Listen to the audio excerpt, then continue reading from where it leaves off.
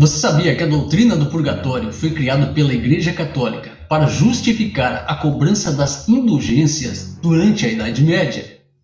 Você sabia que muitas igrejas neopentecostais também utilizam essa prática, vendendo lenço ungido, caneta ungida, tijolo ungido, água do Rio Jordão e até pedaços da cruz do Senhor Jesus? A questão da vida após a morte era um dos temas de grande preocupação para a maioria dos cristãos no tempo medieval. As privações, angústias, pecados e sacrifícios feitos em vida poderiam determinar o tormento do inferno ou o regozijo da vida eterna. Era mediante esses dois caminhos que o homem se via sem nenhuma garantia sobre o seu destino. Mas, afinal de contas, seria possível determinar quais pessoas iriam para o céu ou para o inferno, tendo em vista que todos os homens estavam sujeitos a cometer falhas em sua vida?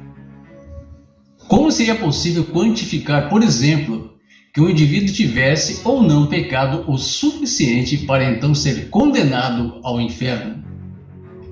Será que apenas os santos ou os que viviam uma vida plenamente casta é que tinham a sua entrada ao céu garantida? As dúvidas pareciam já não ter fim. No século IV d.C., Santo Agostinho ele olhava para estas questões buscando imaginar ou projetar um meio termo entre a condenação e a salvação eterna. Ao seu ver, as pessoas mais inclinadas ao pecado deveriam ser condenadas ao inferno. Contudo, caso as orações dos vivos em seu favor tivessem força, ele poderia ter o seu sofrimento amenizado pela força divina. Por outro lado, aqueles que tiveram alguns pecados deveriam passar por uma preparação para uma posterior entrada aos céus. Normalmente ouve-se falar das indulgências lá no período da Idade Média. A história, no geral, ela aborda a venda de indulgências como a venda do perdão dos pecados e como a principal causa do movimento de reforma religiosa feito pelo monge Martinho Lutero. Mas, afinal de contas, o que eram as indulgências? O termo indulgência vem do latim e tem origem na palavra indulgentia, que significa perdão para uma pena, perdão para uma falha, bondade. Em termos sociais, um indivíduo indulgente seria aquele que é capaz de agir com bondade e tolerância em relação às ações e particularidades de outros, além de perdoar as diferenças. Para o catolicismo, o termo indulgência significa remissão total ou parcial dos pecados cometidos pelo indivíduo, que, arrependido da ação, deve confessar e assim receber o perdão e misericórdia da Igreja. Reparem que os pecadores receberiam o perdão e misericórdia da Igreja e não de Deus. A indulgência, por sua vez, é uma maneira que os pecadores têm para reparar os males que são consequência dos pecados cometidos. Para se alcançar a indulgência, é preciso confessar o pecado.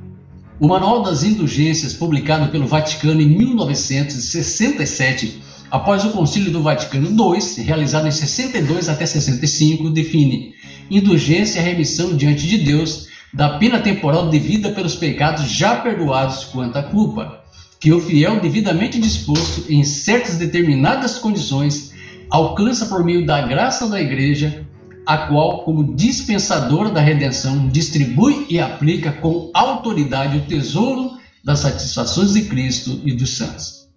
Durante a Idade Média, a Igreja Católica, por conta do poder político e econômico que ela possuía, ela passou a vender as indulgências, ou seja, o perdão era vendido a todos aqueles que estivessem dispostos a pagar por ele.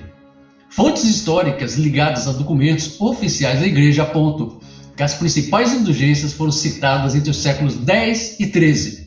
Nesse período, as indulgências eram usadas para estimular o perdão àqueles que se juntavam às cruzadas ou que combatiam os inimigos da fé cristã. Ou seja, o perdão era dado a indivíduos que cometessem pecados ao combater, inclusive usando violência, àqueles que não partilhavam da mesma fé católica. Existem, no entanto, outras fontes de documentos oficiais que apontam a existência de indulgências desde o século III. O perdão em forma de indulgência era dado aos fiéis como forma de reduzir ou minimizar penitências muito longas ou rigorosas. Entre os séculos 3 e 10, muitas indulgências estavam ligadas ao pagamento de donativos, peregrinações, penitências, enfim. Diante do poder e da influência social, política e econômica que a igreja conquistou durante a Idade Média, a venda de indulgências tornou-se uma forma de aumentar os ganhos financeiros da igreja e garantir a manutenção do seu poder simbólico e influência diante da comunidade. A venda de indulgências tornou-se comum e garantia aos fiéis a salvação de seus pecados e consequências a partir do pagamento. Já para a igreja, garantiu o acúmulo de bens e dinheiro. Para a doutrina católica, as indulgências serviam como reparação e remissão total ou parcial das consequências dos pecados e atos cometidos que não estivessem em conformidade com as determinações católicas. Para que houvesse remissão, era necessário que, primeiramente, o pecador arrependido confessasse os seus pecados. O pecado seria perdoado pelo sacramento da confissão e os males por ele causados seriam remidos através da realização de indulgências. Portanto, era esse o caminho que deveria ser seguido pelo fiel, para que pudesse ter os seus pecados perdoados.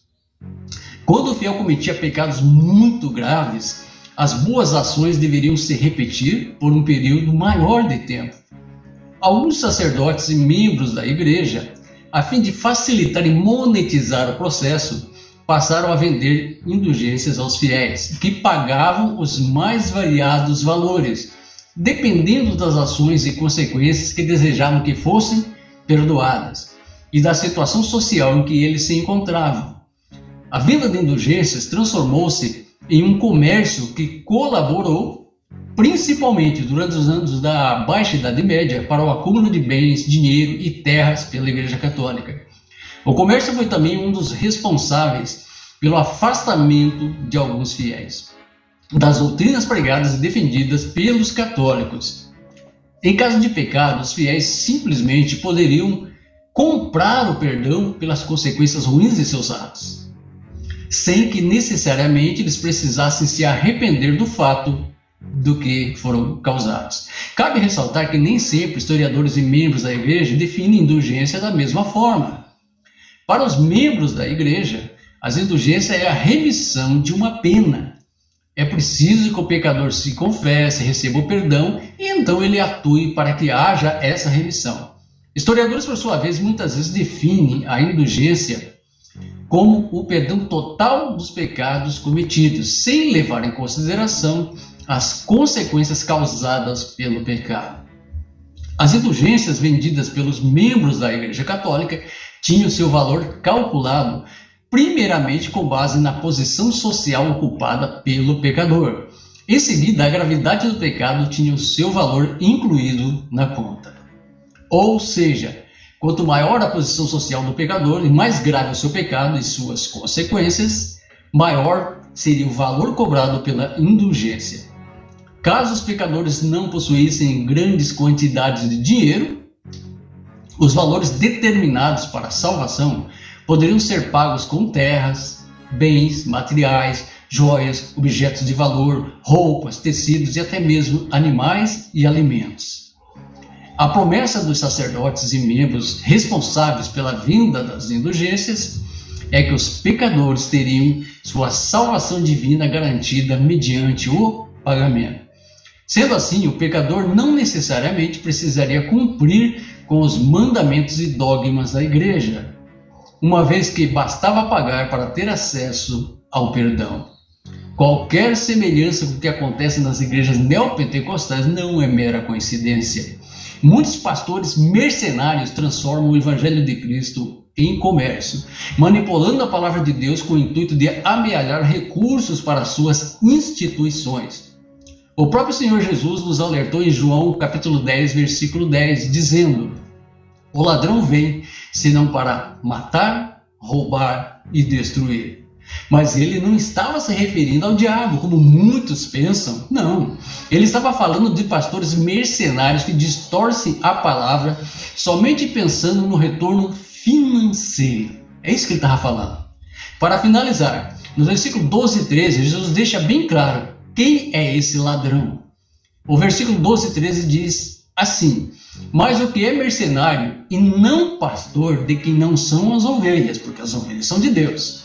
Deus entregou as ovelhas para ele cuidar. Deus até permitiu que ele tirasse a lã das ovelhas, mas eles arrancam até o couro das ovelhas.